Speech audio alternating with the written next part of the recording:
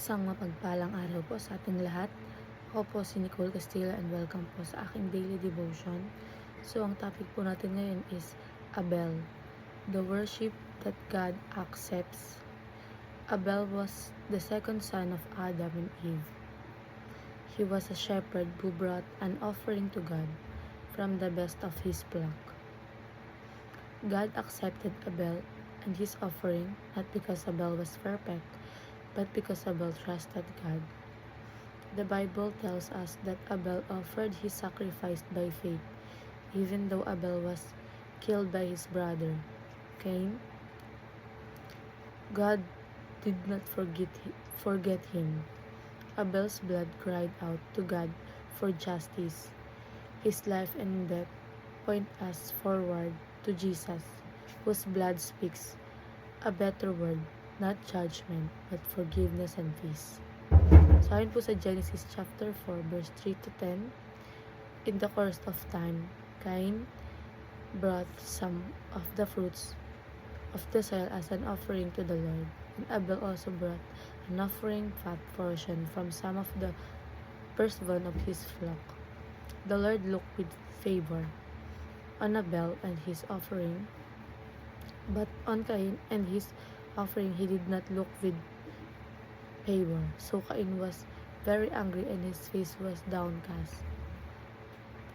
Then the Lord said to Cain, "Why are you angry? Why is your face downcast?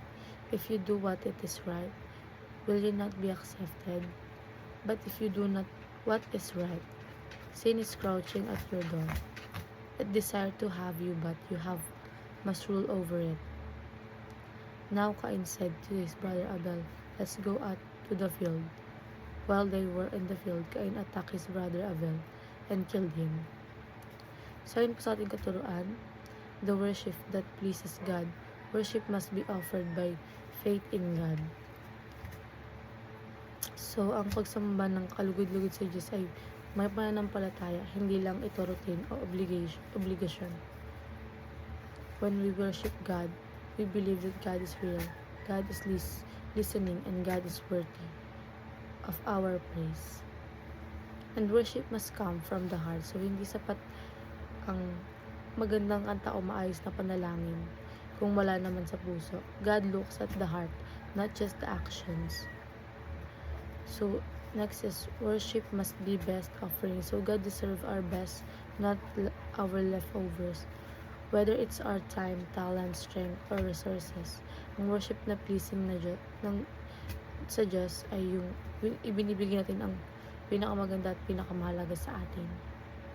And sa applications, give your best effort to God and give your offering from the heart and give with the conviction that God is worth it. And ay lang po, maraming salamat.